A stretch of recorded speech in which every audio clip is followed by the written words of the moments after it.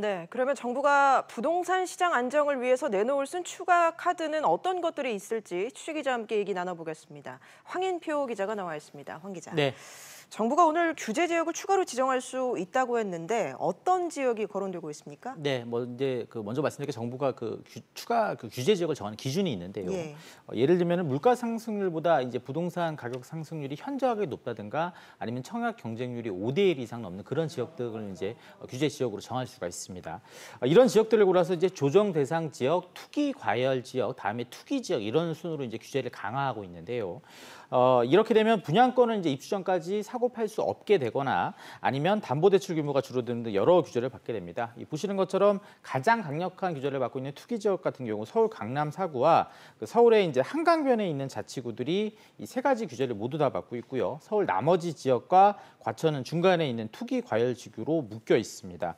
이 추가 규제 지역으로는 예를 들면 이제 흑석 뉴타운이 있는 동작구나 최근 재건축 준공으로 집값이 좀 크게 오른 과천 지역에 있는데 여기가 지금 이제 투기 과열 지구거든요. 근데 이거를 투기지구로 좀 옮겨가서 좀 더 규제를 이제 세게 할 수 있는 그런 가능성이 이제 하나 있고요. 또 작년에 국토부가 눈여겨보겠다고 했던 그 송도가 있는 인천 연수구라든지 이 안양 만양구 이런 지역 같은 경우 그동안 규제를 전혀 받지 않았는데 새로 규제 지역으로 포함시킬 수도 있습니다. 네, 정부가 웬만한 규제 카드는 다 쓴 거 아니냐 이런 평가가 나오는데 네. 그럼에도 불구하고 추가로 쓸 수 있는 카드 어떤 게 있을까요? 남아있는 카드가 여러 장이 있는데 그중에 하나가 공시지가 현실화 그 카드가 하나 남아 있습니다. 실거래가 반영률이 60에서 70%에 불과한데 이거를 이제 90% 이상으로 높이겠다 이런 계획이거든요. 이렇게 되면은 세율이 아닌 그 세금의 기준이 되는 모수, 즉 집값이 크게 오르는 셈이어서 이 재산세 등 보유세 부담이 상당히 커질 수 있습니다.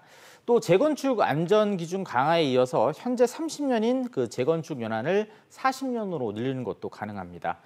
금리도 중요한 변수 중에 하나입니다. 네. 올해 금통위가 이제 3번 남았거든요. 금리가 한 차례라도 오르게 되면은 이 빚을 내서 부동산을 사는 사람들의 부담이 지금보다 더 커질 수밖에 없습니다. 전문가 얘기 한번 들어보시죠. 8월이 어렵다고 한다면 10월이나 11월경에 기준금리가 올라갈 수 있고 이런 부분들이 주택을 구입할 때 주택담보대출 규제와 함께 이자 부담을 키울 수 있는 부분이기 때문에 이런 부분은 부동산 시장의 악재가 될 수 있겠습니다. 네, 이 지자체장이 내놓은 개발 계획에 국토부가 제동을 거는 것도 이 시장 불안정을 막고자 하는 목적이라고 볼 수 있겠죠. 네, 얼마 전 실제 사례가 한번 있었죠. 박원순 서울시장이 여의도와 용산에 대해서 통합 개발 계획을 내놨습니다. 이에 대해서 김현미 국토부 장관이 국토부와 긴밀한 협의를 해야 그런 개발 계획이 가능하다 이러면서 이제 좀 제동을 걸었는데요. 지자체장들의 경우 임기 안에 뚜렷한 업적 중 하나로 이런 개발 계획에 좀 욕심을 낼 수가 있습니다.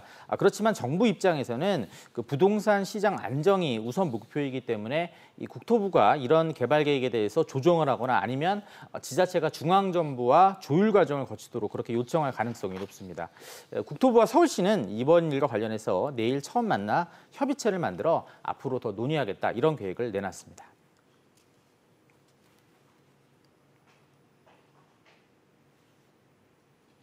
황인표 기자 얘기 잘 들었습니다.